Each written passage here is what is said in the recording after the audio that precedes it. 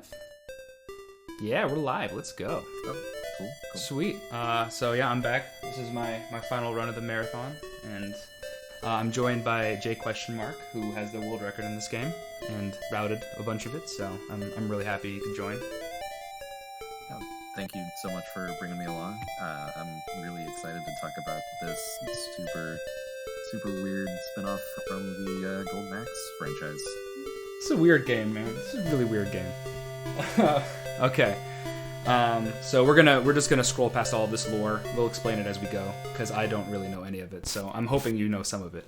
There's not really a whole lot to it. There was a Golden Axe, things were bad. The king got the Golden Axe and locked it away so that everything would be okay forever. And obviously that doesn't last through the opening of this game.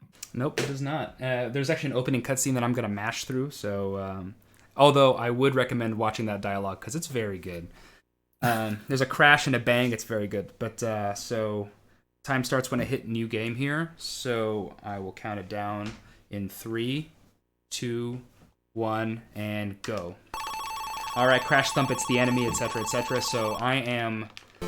This is actually a strat that J question mark taught me, which is basically if you claw grip your physical Game Gear or any controller, you can hold down one of the two buttons to speed the text along, and then you can mash the other button to dismiss the dialog boxes, because that's how dialog boxes work in this game. So I actually, the first run where I did that, I saved like 4 minutes or something just because of text boxes. Yeah, the text boxes are not fast in this game, so perfect RNG. Text to get adds up quite a bit. Oh wow, that's perfect how RNG. you want it to go. I actually had a practice run where I didn't get a single encounter on the way to the bomb. So I'm glad this is how it's going to go.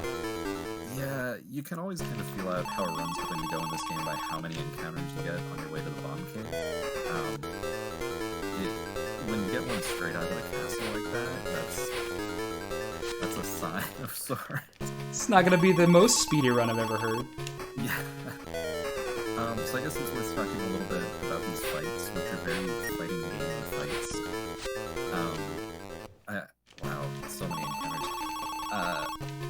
I love that the game comes out looking incredibly Dragon Questy. It doesn't really get used at first, but you can bring up a menu to choose to talk, or use an item, or search the area. And then the very first thing that happens is you get out, you start getting in fights, and they're fighting game style fights.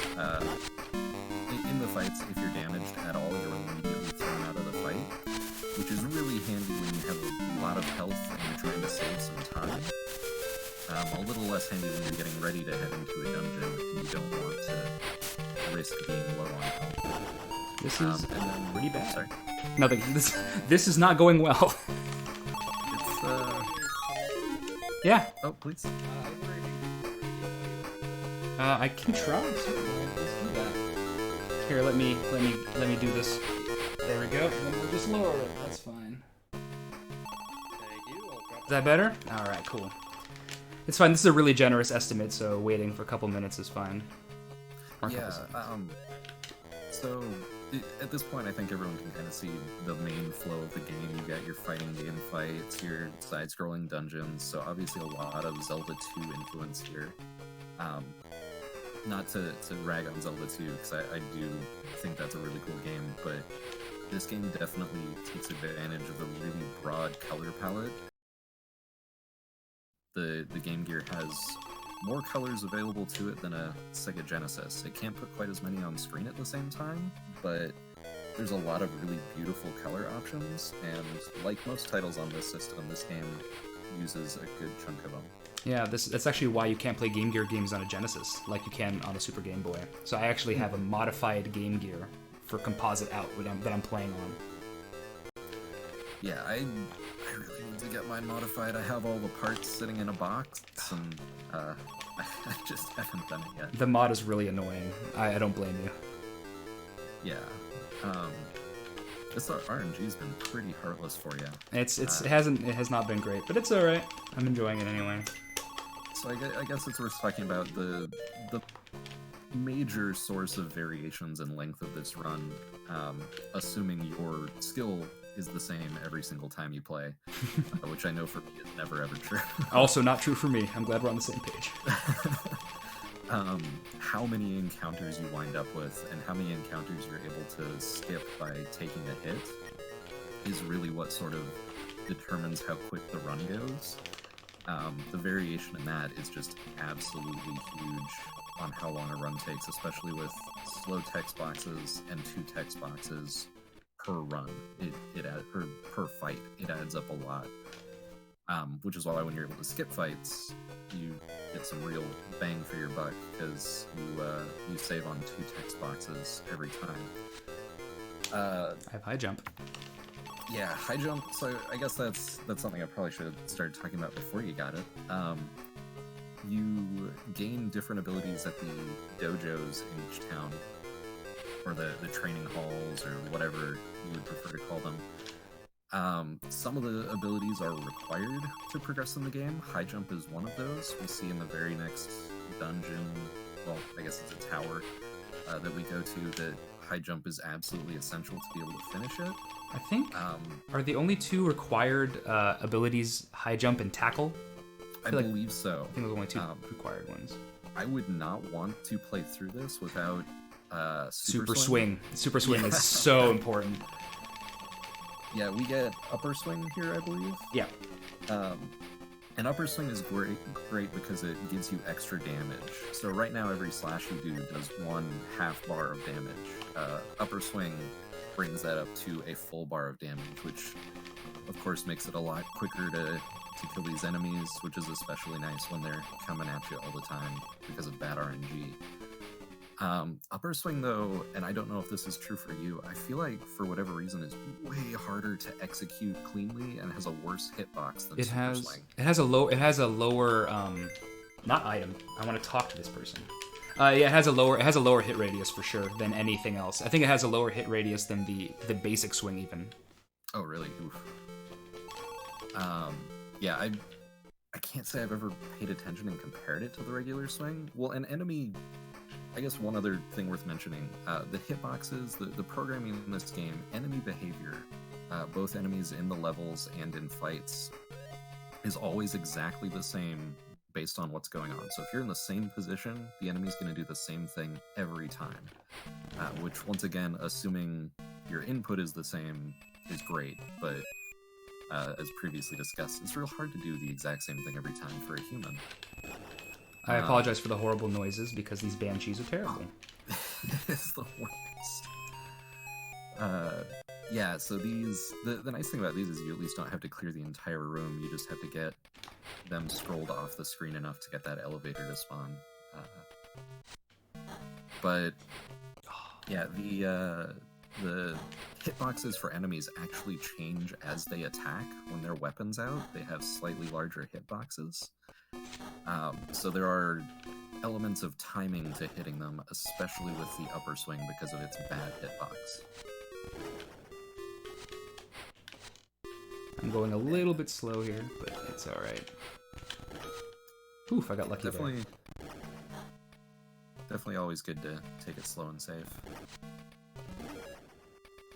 I'm on the last guy in the tower here, and I always take an intentional hit there because I can't be bothered to actually.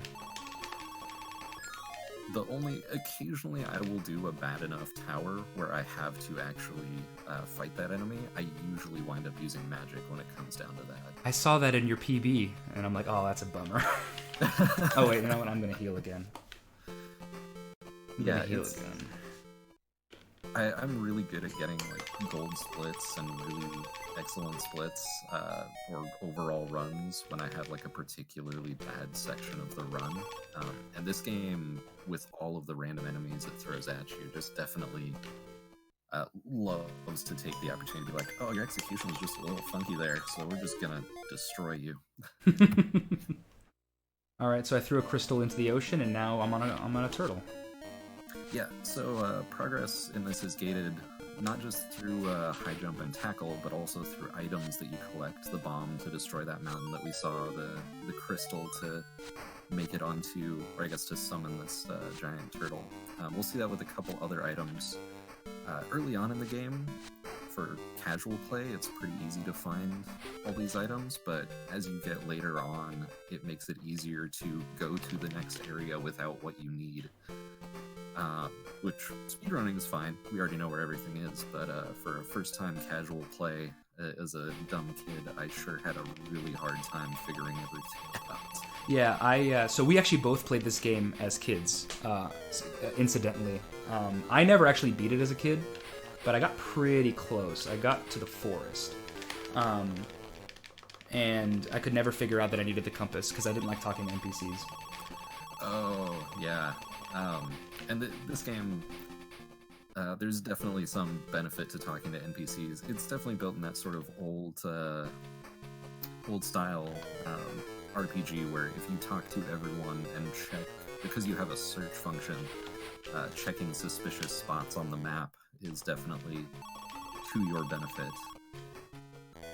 So this area, it's worth noting, the NPCs refer to as the Desert of Death, and it has the highest encounter rate out of any area in the game that I've seen. I don't know if it's intentionally coded differently, but it sure feels like it. It's really bad. It's really bad. I have a suspicion that desert tiles in general, there was a crouch swing problem there. The desert tiles, I think, have a higher spawn rate than anything else in the whole game. That's my theory. The spawn rate does seem to be per tile type, because it seems like the walking paths that are slightly out of the way seem to have slightly lower encounter rates. I've meant for a while to dig into the code of this game and see what's going on, see if there's some way to cheat the RNG intentionally. That'd be amazing.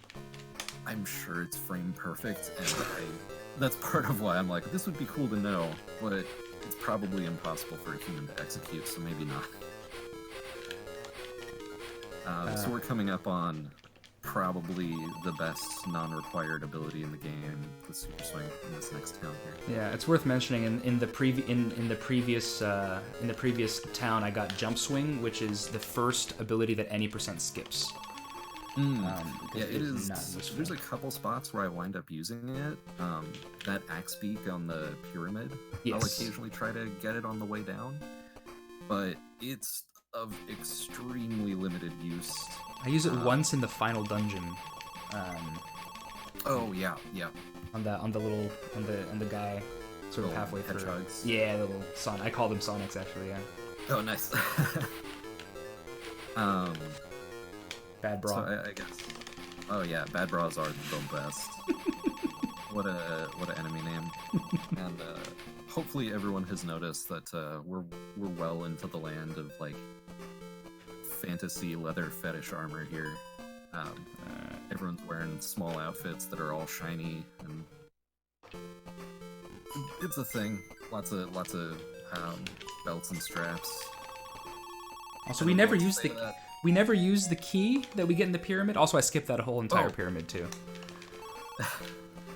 Yeah, there's an entire section of the pyramid that if you go through it instead of over it, it brings you out the other side.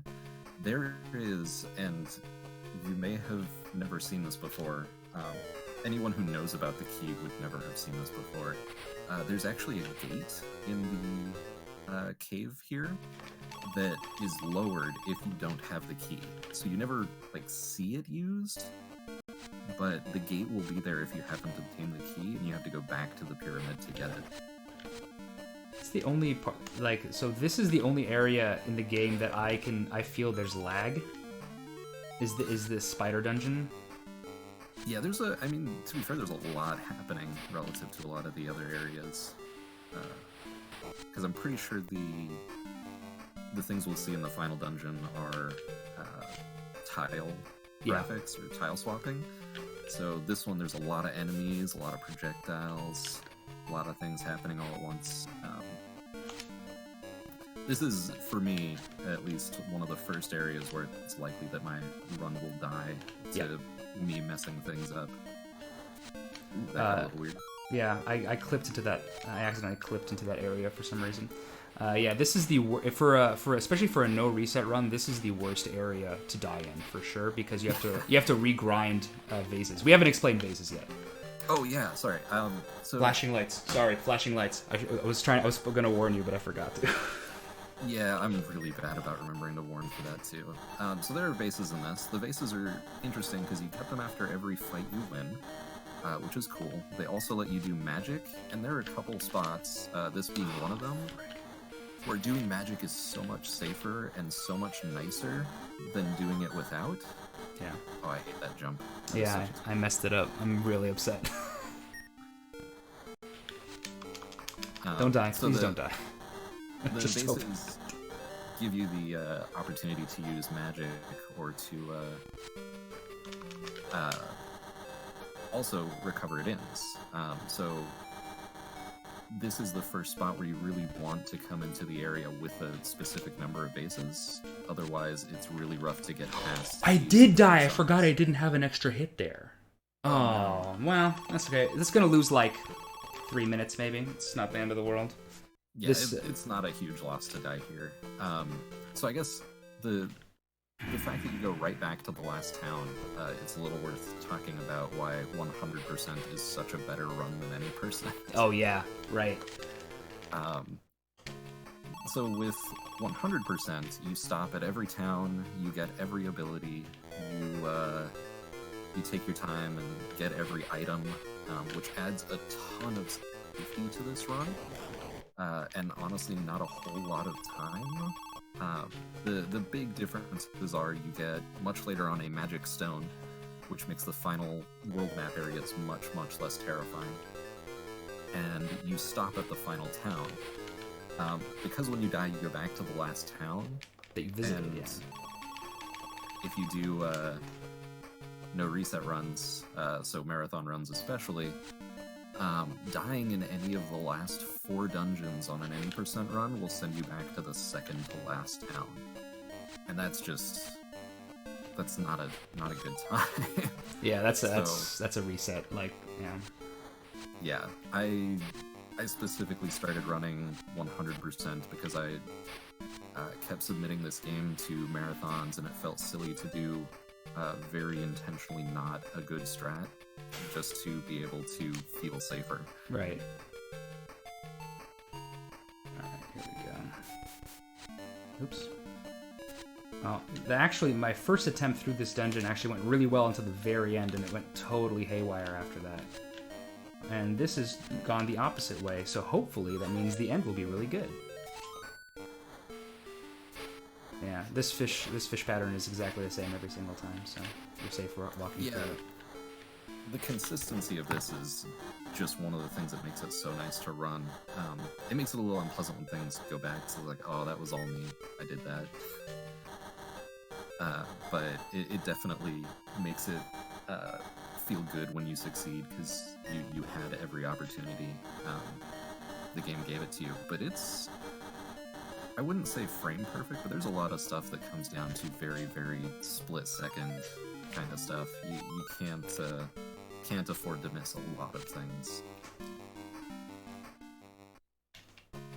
All right. I wish there was an easier way to do that jump towards the end of this. Yeah, there's an identical jump at the very end of the game too. It's really, really hard. Yeah. I just kind of inch my way over and then do a normal jump. The weird side effect of using an actual Game Gear is that it has a really loose D-pad, and so if you're anywhere, even looking at the up button, you'll do a high jump every time, and you'll just bonk. Yeah, it's the high jump, the upper swing, super swing, all that is based on pressing a direction in addition to pressing the attack or jump button. This game, I would say, definitely does a great job of utilizing the available buttons on the system as much as possible, because it's not a whole lot of buttons. Best enemy in the game, the Knight. Oh, Knight's great. I love fighting Knights. They will never, ever, ever hit you unless you walk into it. If you stand still, they just whiff. They're very polite. It's that chivalry. Knights also, I don't know if anyone has pointed this out to you before, the Knights, especially the Neo-Knights in the end of the game have a very Master Chief look to them. We call him Master Chief. Absolutely. I don't have enough vases. Oh, because I died. So I'm actually gonna take an intentional death before going to the forest. Oh, yeah. Because you lose your forest vases. is very scary, and it's very nice to go in with full health. So it is worth, especially for a marathon, the time it takes to take a death to go into the forest with full health. So when we spoke to that non-training hall knight and got that compass, that item's extremely important because we have to go through the maze forest. And if you don't have a compass, you will lose your way in the maze forest. Which is to say, you just come back out where you started from and can't go get the key item on the other side of it, which is it's not good. Definitely did that as a kid. Oh yes, this is actually what stonewalled me, because this is a really hard section, and I'm like, yes, I beat it, and then I went nowhere, and I threw the game away, and then I didn't pick it up for 10 years until I started speedrunning it. That's fair. That is a rough section to get through for the first time, and then be like, oh, you got lost on your way, so you get kicked right back out. Congratulations. This area, I think, is the first area with enemies that can do a full bar of damage to Yeah, you. those pikemen, right? These guys right here. Yep. They are terrible. They are so bad. This is the second area where the runs tend to fall apart for me, and almost all of it has to do with these pikemen, because they will just immediately get up in your face. And Also, you can only kill them with super swings. You can't kill them with a regular swing. They won't die. yeah, and then you'll take a full bar, and it's bad. It's bad. Nobody likes it. I didn't actually take enough damage there. That was too good. Yeah, this one's a weird balance because the pikemen are so scary, and they're even here right at the end. But you want to come through this area ideally with a pretty minimal amount of health left. I guess a lot of it depends on your RNG after you get through it. But there is a key item at the strangely suspiciously lone tree in the middle of this area. I have fruit. Yeah. And that was actually really good. I got really good RNG there. I got the exact number of encounters I want, so I can death warp back. Yep. Death warping, I think, only really comes up here. It can come up after the tower, but from here on we want to get to the next area without taking a death. So now the game starts getting mean, because we've got 2 dungeons in a row before the next town, with world map segments on either side of it. And then we've got world map dungeon after that town. So it ramps it up. I just wanted to give a quick shout out to the dojo master, the guy who trains you. If you lose in any of the fights, he calls you a worthless chump, and if you say no to him, he calls you a wimp. So, he's my favorite NPC in the whole game. Yeah, he has no patience for your less than perfect execution. I think my favorite NPC would probably be the talking Axebeak in the Turtle Village. Oh, I never talked to him. Yeah, there's Chicken Leg, I think is the proper Golden Axe name. Yeah, it's the little pink dudes. Yep. He will tell you about the crystal in the Peninsula Tower. So, shoutouts to that guy. Oh, Cool dude. There's also a sorry. Go ahead. Oh, he looks like he's living on a farm, so I'm a little worried about his future. Yeah, that's not gonna be great. Let's see. There's my favorite. Sometimes in marathon runs, I'll show off a specific NPC, and it's the boat salesman who sold all his boats, so he has no way to get out to sea. I think that's I definitely. In any other RPG, the guy who is like, oh yeah, I usually take people on boats, you would go through some sort of quest to get him a boat or fix his boat. No, we just never see that dude again. It's over. Nope, he can't get out to sea. Tough luck. Alright, so the reason I had to go through the stupid forest to get the piece of fruit is to make that eagle spawn. Yep. So this area, when the falling... They're feathers, right? Like, this eagle must have so many freaking feathers. It's a very big eagle. Okay, is the eagle that picks you up actually enormous, or does a tiny eagle put you on the giant eagle? That's a good question. I think Axe is just really big. I don't know. All right, we have the third set of enemies, and I just got hit by a Neoskeleton. Oh, that sucks. Oh, I like Neoskeletons. They're the easiest, other than Neo-Barbarians. They're definitely the easiest. Yeah. So this area is where we start fighting the scary enemies. Definitely most horrifying amongst them is Death Adder Jr. Ugh, the Death Adders. It doesn't say Junior in the US version, but I promise there's not 50 Death Adders wandering around. They're the dadders, yeah, the mini dadders.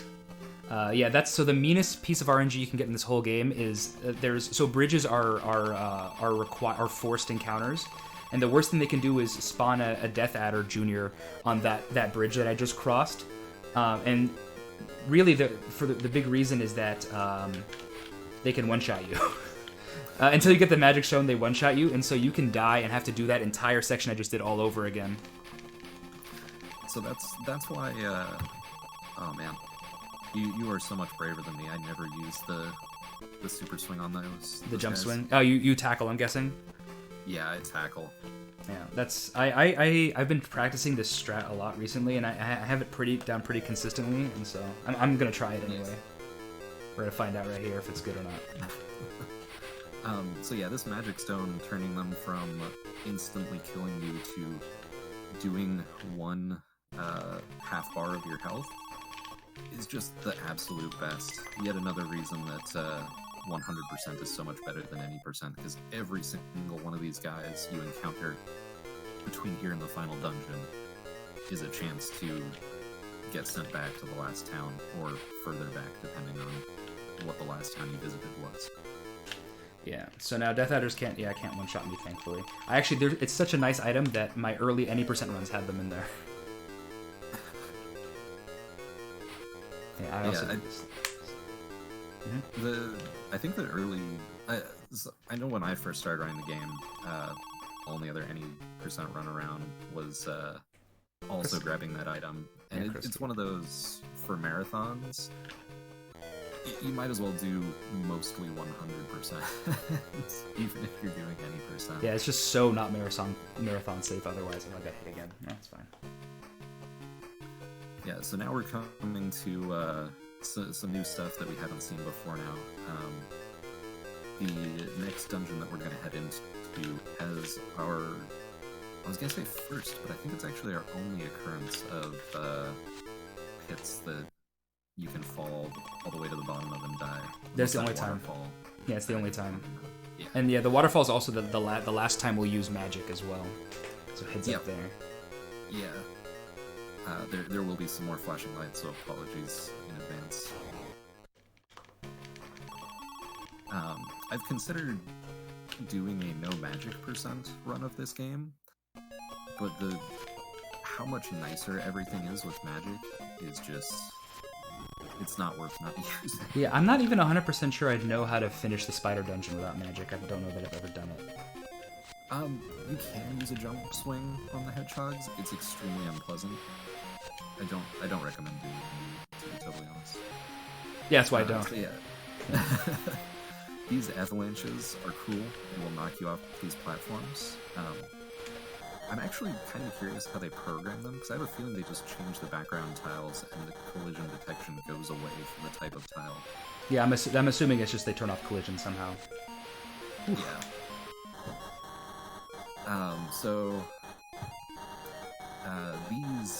The final power you get is essentially useless. It's the jump attack, I think is what it's called. Yeah, it's Link's down stab. Yep. It looks really cool. It's Axe Battler's jumping attack from the Golden Axe games, but it's really hard to execute on enemies, so it's not really worth it. Yeah, I've never been able to use it. It's meant to be used on those snakes that we use magic on in the waterfall area instead. But it's just like the most stressful thing in the world to try to jump attack those snakes.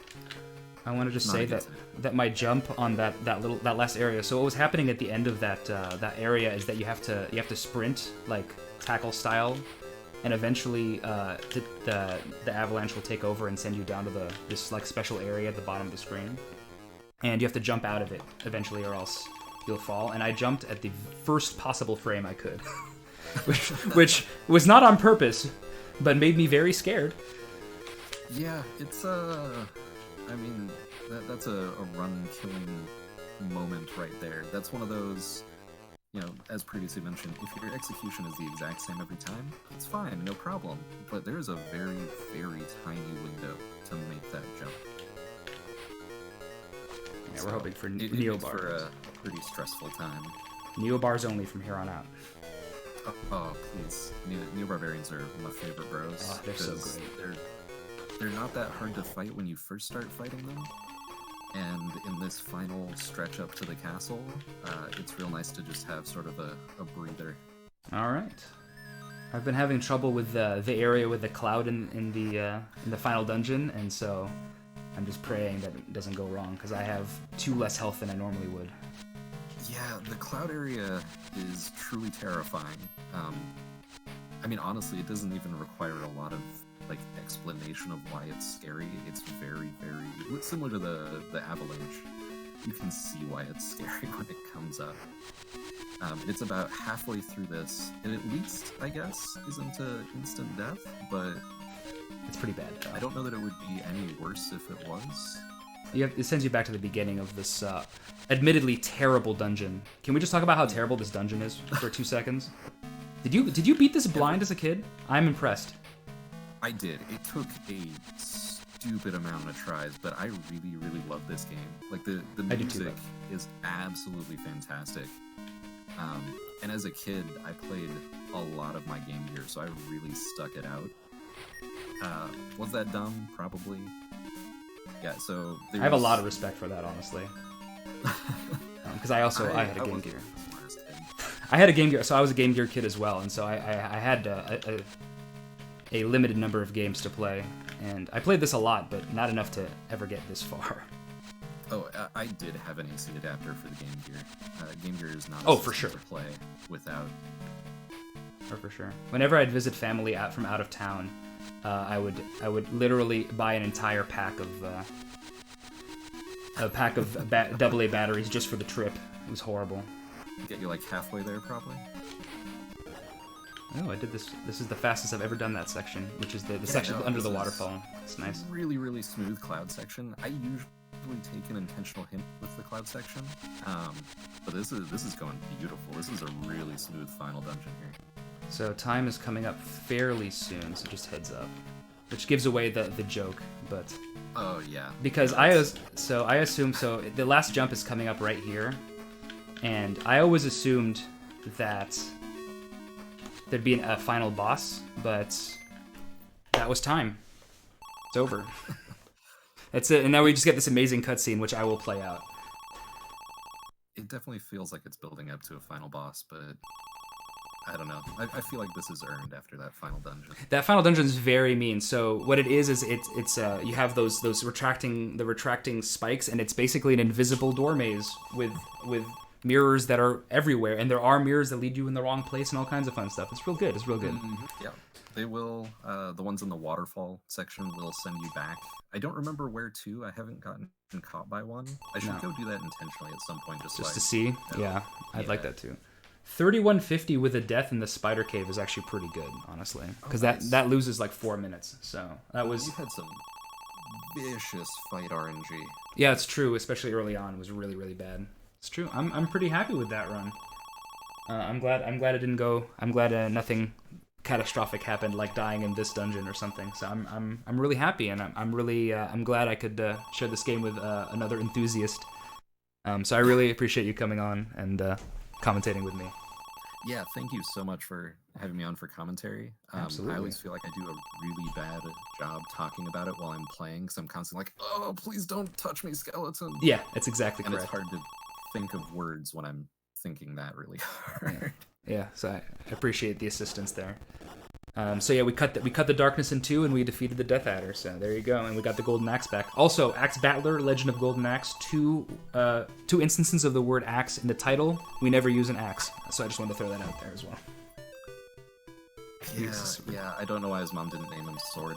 Sword Battler, man. Okay. So I think that does it for us. Thank you so much for watching, and Mirror's Edge up next, and getting towards the end now of Valuethon. So.